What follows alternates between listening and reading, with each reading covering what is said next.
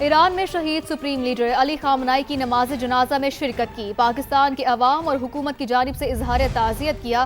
وزیر اعظم شہباز شریف کا social media platform X پر بیان، کہا شہید علی خامنائی کی قیادت اور بصیرت کو نسلیں یاد رکھیں گی۔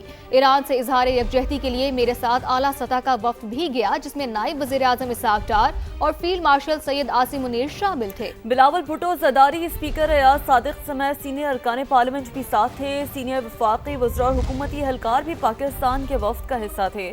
وزیر اعظم شہباز شریف نے کہا کہ مشکل کی اس گھڑی میں پاکستان ایرانی بھائیوں کے ساتھ کھڑا ہے۔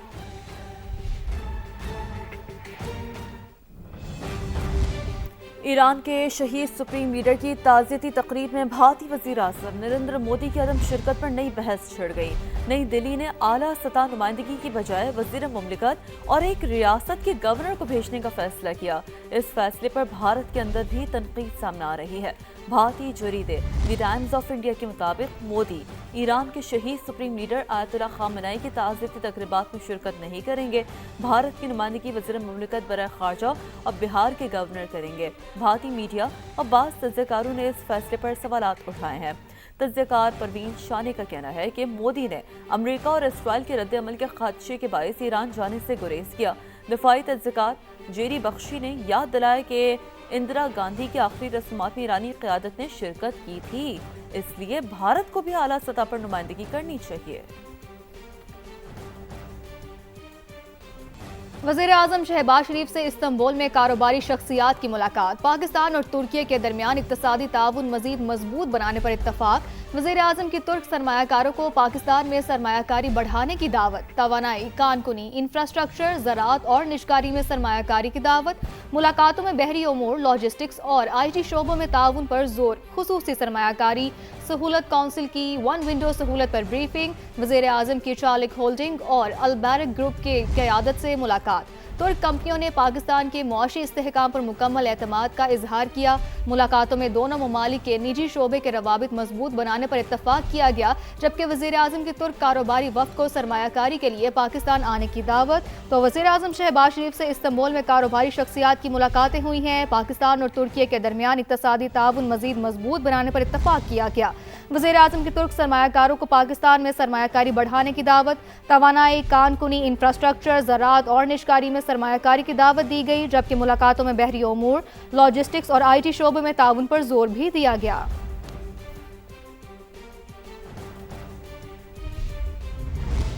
وزیر اعظم اپنا گھر اسکیم تک عوام کی رسائی کا دائرہ مزید وسیع۔ ایس ای سی پی کی تجویز پر نان بینکنگ کمپنیاں بھی وزیر اعظم اپنا گھر پروگرام میں شامل۔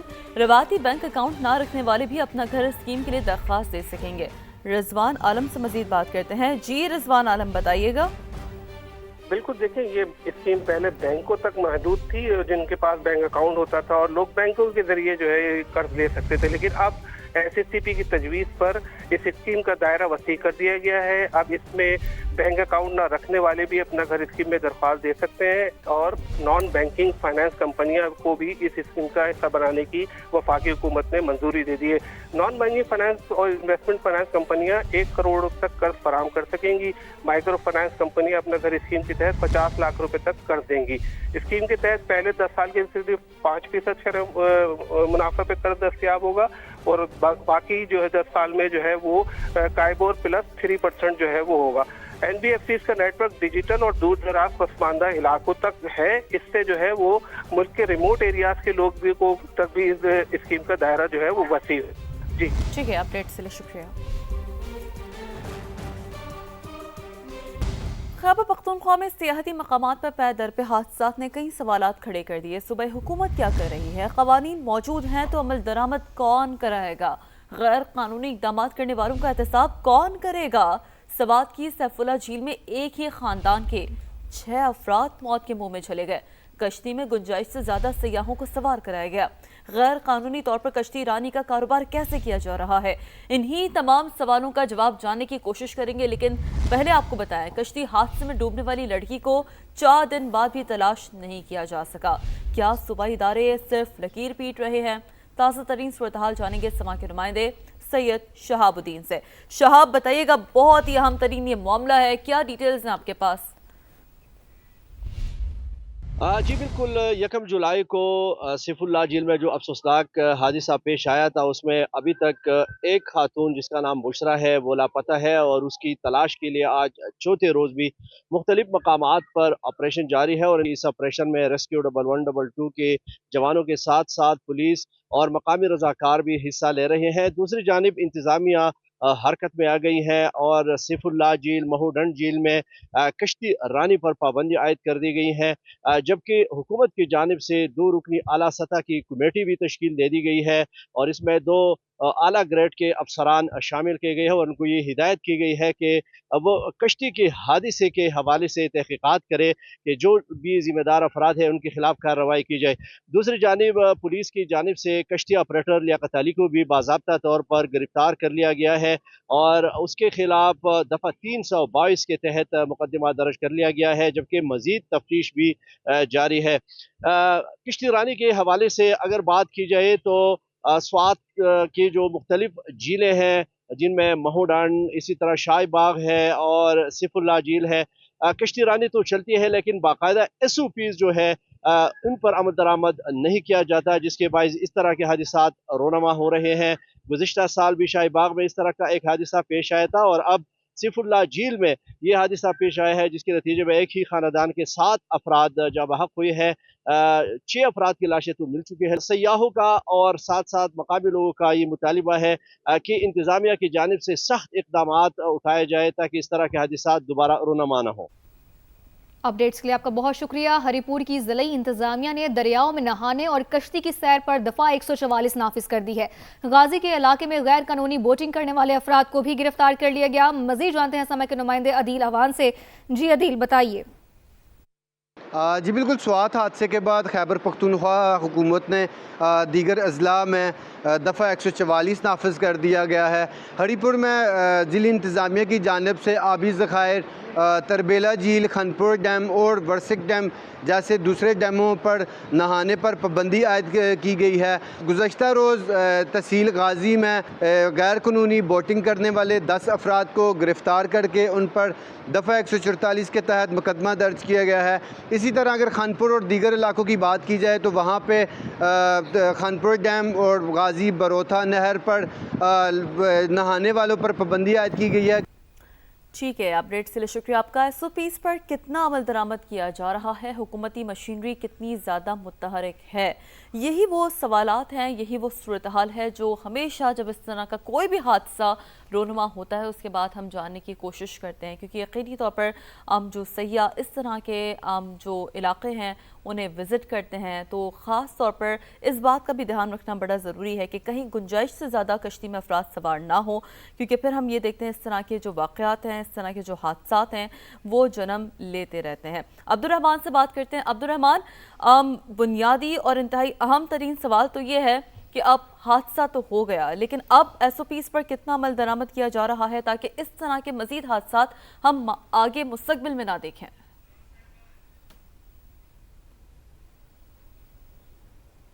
जी बिल्कुल, इस किस्म के जो हादसात होते हैं उसके बाद जो है इंतज़ामिया और जो इदारे हैं वो सरगर्म हो जाते हैं और इस हवाले से वो मुख्तलिफ रिपोर्ट्स भी तैयार करते हैं। लेकिन अफसोस की बात यह है कि उन रिपोर्ट्स पर जो है इक़दामात कहीं हमें नज़र नहीं आते। हमारे साथ यहाँ पर टूरिज़म अथॉरिटी के जो तर्जुमान हैं साद बिन अवैस वो मौजूद है, उनसे जानते हैं इस हवाले से। जी ये बताएं कि 6 अफराद की ज़िंदगी चली गई, तो ये किसकी ज़िम्मेदारी है? यहाँ पर हिफाजती इंतज़ामात, क्या महकमा सियाहत सिर्फ सियाहत के फ़रोग़ के लिए इक़दाम कर रही है, सियाहों के तहफ़्फ़ुज़ के लिए कोई इक़दाम नहीं कर रही? जी बिल्कुल, मुख्तलिफ़ जगहों पर हमारी जो है वो टीमें डिप्लॉय हुई हुई हैं और कल भी चकदरा पे और मुख्तलिफ़ जो बाब स्वात हो गया, कालाम हो गया, इसके अलावा हज़ारा डिवीज़न में वहाँ भी टीमें मौजूद है। वो ना सिर्फ टूरिस्ट को जो है वो पम्फलेट दे रहे हैं एहतियाती तदाबीर के, बल्कि साथ ही हमारे जो सोशल मीडिया पेजेस हैं वहाँ पे भी उनको बकाया बताया जाता है और मौसमी अलर्ट्स भी दी जाती हैं ताकि उनके मुताबिक जो है वो अमल करें। और जो भी यहाँ पे भी टूरिस्ट फंस जाता है तो ऑलरेडी हमारे हेल्पलाइन नंबर 1422 मौजूद है, اور صوبائی حکومت کی جو ایمرجنسی ہیلپ لائن ہے 911 وہ بھی موجود ہے، تو اس کے ذریعے جو ہے وہ ٹورسٹ کو جو ہے وہ ریسکیو کرتے ہیں جیسے بھی کال آتی ہے، اور بھی کوئی ایمرجنسی ہوتی ہے تو اس پہ ٹورزم پولیس ریسکیو سینٹرز ہمارے موجود ہیں جس کے ذریعے جو ہے ان کو فیسیلیٹیٹ کیا جاتا ہے۔ اچھا سنا یہ کہ سوات میں دفعہ 144 نافذ ہے اور کشتی رانی پر پابندی ہے، تو پھر یہ کشتی کس طرح جھیل میں آئی اور کس طرح انہوں نے جو سیاحوں کو جو ہے وہ سیر کرانے کی کوشش کی، یہ کس کی ذمہ داری ہے کہ اس کشتی ران کو روکتے اس حادثے سے پہلے؟ سوات میں جو ہے جس طرح آپ نے کہا کشتی رانی پہ پابندی ہے، دفعہ 144 نافذ ہے، وہاں پہ آلریڈی ڈسٹرکٹ گورنمنٹ موجود ہے، وہاں پہ اس کو دیکھ رہی ہے، اپر سوات ڈیولپمنٹ اتھارٹی موجود ہے، اور اس کے علاوہ جو فضا گڑھ میں مقام پر جو گزشتہ سال بھی واقعہ ہوا تھا اس کے بعد آلریڈی ٹیمیں ڈپلوائے ہیں۔ کل بھی مختلف ہم نے ویڈیوز بھی میڈیا سے شیئر کی ہیں جس میں ٹیمیں موجود تھی، جو مقامی ہوتے ہیں یا جو ٹورسٹ آئے ہوتے ہیں جو دریا کی طرف جا رہے ہوتے ہیں ان کو باقاعدہ طور پر ہٹایا جا رہا ہے، بلکہ ساتھ سے ان کو وارننگ بھی ایشو کی جا رہی ہے۔ ریسنٹلی جو آپ نے واقعہ دیکھا کنہار میں بھی، وہاں پہ بھی جو ویگو ڈالا لے گئے تھے اور ان پہ FIR بھی ہوئی تھی اور باقاعدہ ان پہ بھی سخت ایکشن لیا گیا۔ تو ٹورسٹ کو ہم بار بار بتاتے ہیں کہ بالکل آپ لوگ جا رہے ہیں جو ان جگہوں پر، مگر کم از کم جو SOPs ہے اس کو فالو کریں، سیر صحت ہے مگر ساتھ میں احتیاط ضروری ہے۔ اچھا یہ بتائیں کہ جو آپ کے الرٹ جاری ہوتے ہیں وقتاً فوقتاً، اس پہ امپلیمنٹیشن کون کرے گا؟ کیا محکمہ سیاحت امپلیمنٹیشن نہیں کر سکتی کہ اس قسم کے واقعات ہوتے ہیں؟ آپ تو الرٹ جاری کر دیتے ہیں بھائی کشتی رانی مت کریں، یہ مت کریں، لیکن اس پہ عمل درآمد کون سا ادارہ کروائے گا؟ اور کیا کوئی افسر جو ہے اب تک معطل ہوا ہے یا اس کو سسپینڈ کیا گیا ہے؟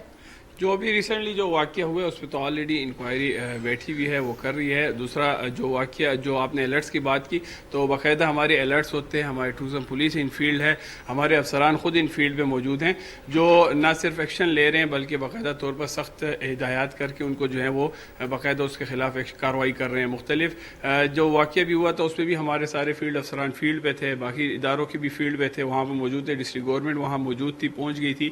تو جو صرف الرٹس ہوتے ہیں اس کے ساتھ ساتھ ہم باقاعدہ عملی طور پر بھی گراؤنڈ میں موجود ہے تاکہ ہدایات پر عمل کرے، تاکہ زیادہ سے زیادہ جو ہے وہ ٹورسٹ کو جو ہے محفوظ اور حفاظت کے ساتھ ان کا سفر مکمل کیا جائے۔ اچھا اب جو واقعہ ہوا ہے، اب ایک ڈیڈ باڈی اب بھی جو ہے لاپتہ ہے، اس حوالے سے ٹورزم اتھارٹی کی کیا پوزیشن ہے اور ٹورزم اتھارٹی اس حوالے سے کیا کر سکتی ہے یا کیا کر رہی ہے اور اس کی کیا ذمہ داری بنتی ہے؟ اس میں مختلف جگہوں پر جو ہے بھی سرچ آپریشن جاری ہے۔ اگر آپ نے ریسنٹلی کل کی بھی ویڈیوز دیکھی ہوں تو ریسکیو آپریشن جاری تھا، وہاں پہ ٹورزم پولیس کے لڑکے مختلف جگہوں پر ہمارے موجود ہیں جو ڈیوٹی کر رہے ہیں، اور ساتھ ساتھ جو ہے وہ ریسکیو آپریشن جاری ہے، اس کی باڈی کو سرچ کیا جا رہا ہے، تو انشاءاللہ امید ہے جلد از جلد مل جائے گی۔ اچھا اس کے ذمہ داروں کو کیا سزا ملے گی؟ میں نے آپ کو شروع میں یہ کہہ دیا کہ آلریڈی اس پہ انکوائری ہے، تو انکوائری کمپلیٹ ہوگی ود ان 7 days جو اس کا ٹائم ہے، اس پہ پتہ لگ جائے گا کہ کیا ہوتا ہے۔ صحیح۔ کوئی افسر معطل ہوا کہ صرف اہلکار ہی معطل ہوں گے؟ سر یہ تو افسران کا عبدالرحمان بہت شکریہ، بڑے اہم سوالات آپ کر رہے ہیں، اور ظاہر سی بات ہے ضرورت اس بات کی ہے کہ حکومتی مشینری اب کتنی متحرک ہے، کیوں اس طرح کے حادثات ہونے کا انتظار کیا جا رہا ہے۔ بہت شکریہ آپ نے اپڈیٹ کیا۔